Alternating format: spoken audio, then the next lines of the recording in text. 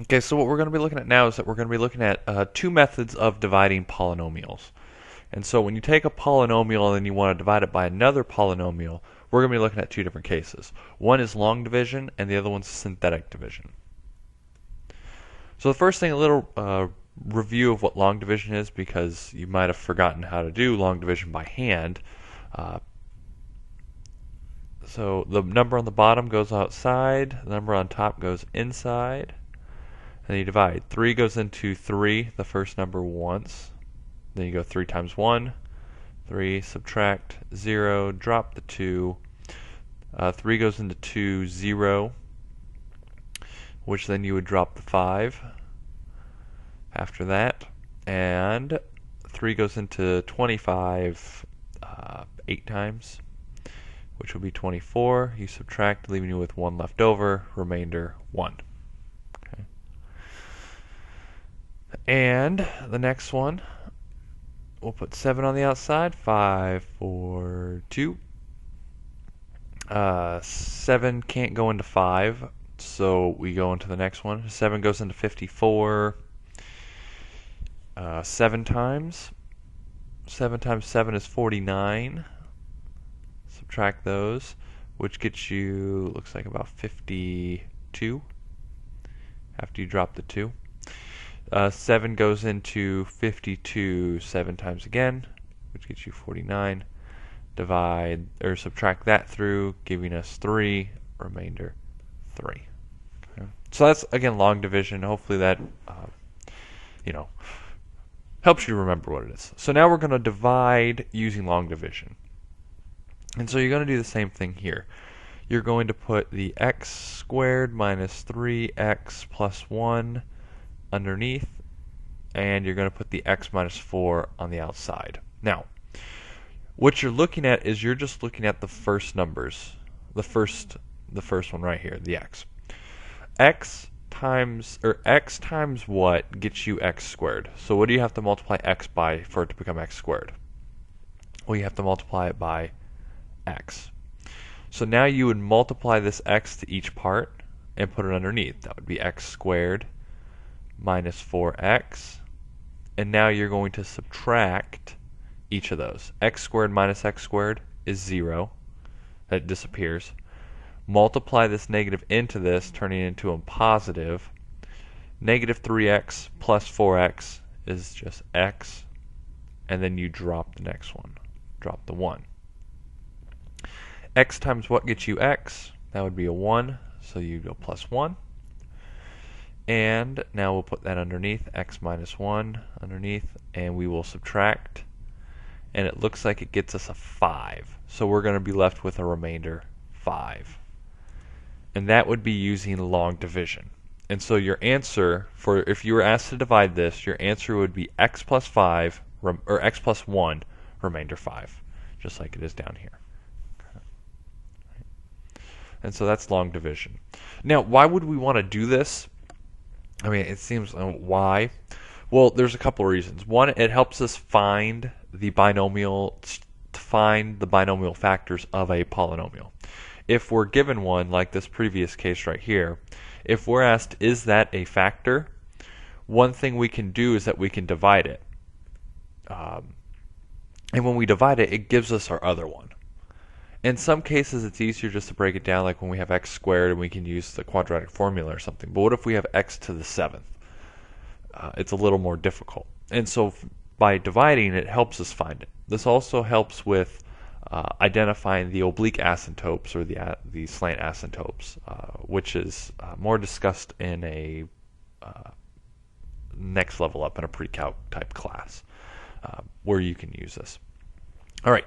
So we want to identify, is x plus 4 a factor of this? So we're going to use long division.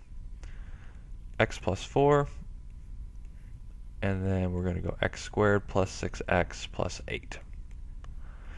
So x times what gets you x squared? That would be an x. So now we're multiplying both of these by x. So it's x squared plus 4x. And then we're going to subtract each one. That gets us 0. And then 6x minus 4x is 2x plus 8. Okay. So now we go x times what gets you a 2x? That would be a 2. So now you multiply 2 to both parts, getting us 2x plus 4, or no, 2x plus 8, because 4 times 2 is 8. Subtract that, and that gets us 0. Now, since we have a remainder 0 here, since this is a remainder 0, this is a factor of it, and that is a factor. So if we want to factor this or break it down, we can say that it's x plus 4, x plus 2. Whenever you do long division, and when we get to it, synthetic division, and you get a remainder of 0, that means that both numbers that you get, both the one that you started with and the one that you found, are factors of the original polynomial. Okay. The remainder is 0, so yes, it is a factor. And this would be how you would factor it. Okay. So now let's check this one, again using long division. So we're going to go x plus 4 on the outside, and then it will be x cubed plus 3x squared minus 6x minus 7.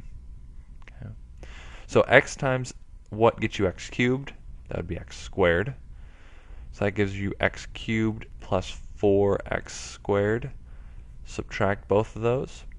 That gets us a negative x squared minus 6x. X times what gets you a negative x squared? That would be a minus x. So that would be minus x squared minus 4x. You're going to subtract those, get you a 0 for the first one, and then that looks like it's going to be a minus 2x minus 7.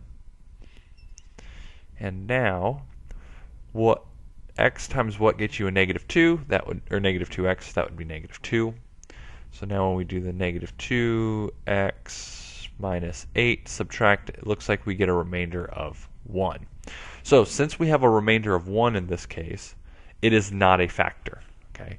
If you get any remainder besides 0, it's not a factor. Okay. You need that 0.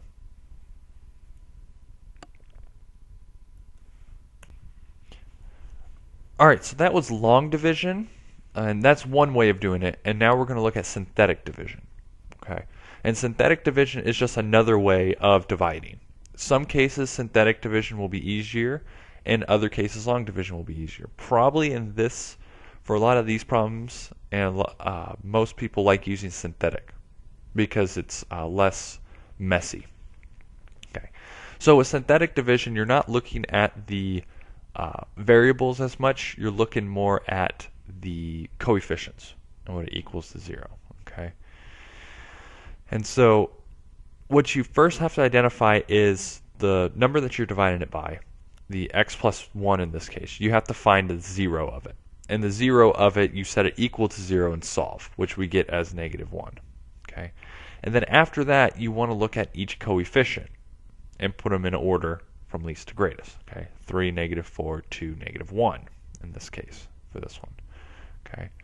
So now when you do this, what you're going to do is you're going to go, you do a little box, and you put what it is, what the 0 is, negative 1, that we solved earlier. You set this equal to 0 and solve, and you got negative 1. And then what you'll do is that you will put all the coefficients lined up. Okay.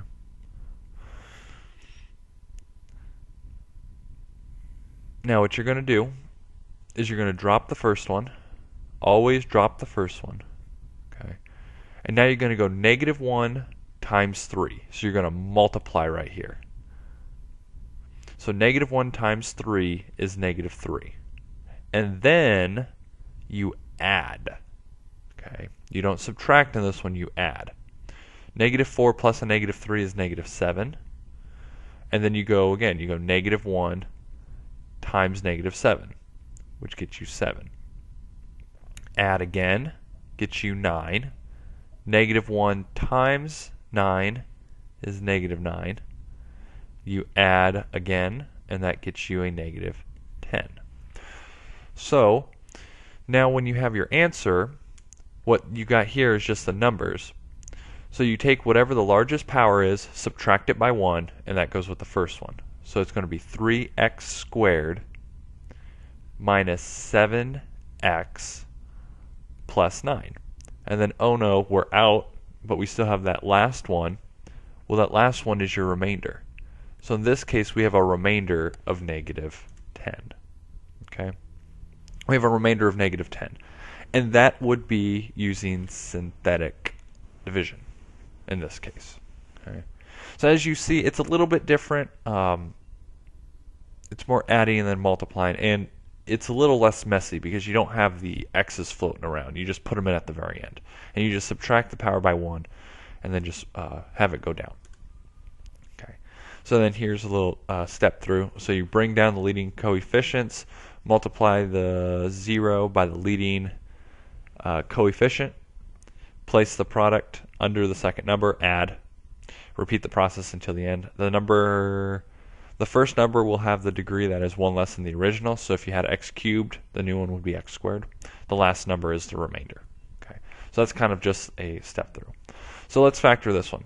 So as you see here, the first thing you have to identify is that we do not have an x squared. We just don't have one. It's missing in this case. So when that happens, when you skip one, so see we go from x cubed down to x, you have to put a 0, a placeholder. So it'll be 1, and then 0, negative 13, and then 12. Set x plus 4 equal to 0. That gets us a negative 4. Okay. And now drop the first one, 1. Negative 4 times 1. Negative 4 times 1 is negative 4. Add, gets you a negative 4. Negative 4 times negative 4 is 16. That gets you when you add 16 and negative 3, that gets you a 3. Negative 4 times 3 gets you a negative 12. Add those together and you get a 0. And now we look, okay, our first power was cubed, so that means we move down 1, so it's going to be x squared. So we'll have 1x squared minus 4x plus 3. And then our remainder is 0. Since our remainder is 0, that means that it is a factor. So this has a factor of this polynomial, and that is the other factor. So you would write out your answer as x plus 4 and then multiplied by what you got as your answer, x squared minus 4x plus 3. And that's using synthetic division, finding the zeros and factoring it. Okay, and then from there, when you got your x squared minus 4x plus 3, you can break that down even further. Right? Okay, now when you divide polynomials and you end up with a remainder. So in this case, when we divide this, we get a remainder of 6. That remainder is the actual number you get when you plug in the number. So if we were to plug 3 in here, because if we were to solve this, this would have been x equals 3. If you plug 3 back into the original equation, you get 6. You will always get that remainder. So if you go through everything, so if we look back on an example, like here we got negative 10. If you plug negative 1 into this, you're going to get negative 10. Okay. And if you plug in negative 4 into the equation, you're going to get 0. And that's why we were trying to identify the 0. So when you plug in the remainder into the original problem, or when you plug in the first 0 you were trying to do, you're going to get the remainder of it.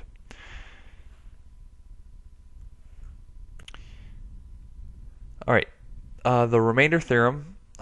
So with this, what the remainder theorem basically saying is that if a polynomial, p of x, has a degree that's greater than 1, is divided by x minus a, where a is a constant, then the remainder is p times a, which we would have seen previously. Whenever you take whatever you get as your remainder, okay, if you were to plug in that first 0, this number, this a, if you plug that into the original problem, you're going to get your remainder. So it's kind of another way of identifying, okay, what is the value at this time, instead of just plugging the numbers in.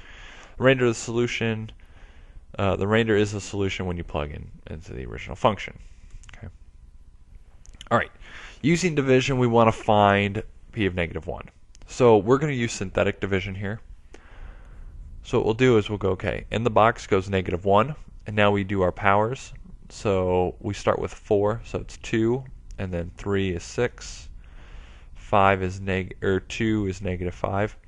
And now as you see, we don't have an x, so we put a 0, and then 60, or negative 60. Right. Drop the power, or drop the first one, 2, negative 2, add those two together, gets you a 4. Negative 1 times 4 is negative 4. Added those two together, gets you a negative 9. Negative 1 times negative 9 is 9. 0 plus 9 is 9. Negative 1 times 9 is negative 9, which looks like we got a negative 69. So this value would have to be the remainder, which is negative 69. Now if we were to plug this in, we would see we would get 2 minus 6 minus 5 minus 60, which ends up being, again, negative 69. And so your answer in this one would be negative 69. Okay, right there. All right, so now with this, what we can do now is that we can factor any polynomial. We can factor a 5th degree polynomial. We can factor a 100th degree polynomial. We can factor any degree polynomial by any other polynomial. Okay, and that's the one thing this is useful for. Some cases you can use synthetic. Some cases you'll have to use long division, and it's just in most problems you just pick the one that you're more comfortable with. But in some cases you will have to use one of the certain methods for this. Okay, so your IRATs, I want you to do one of each, one synthetic, one long division. The first one, do it in long division.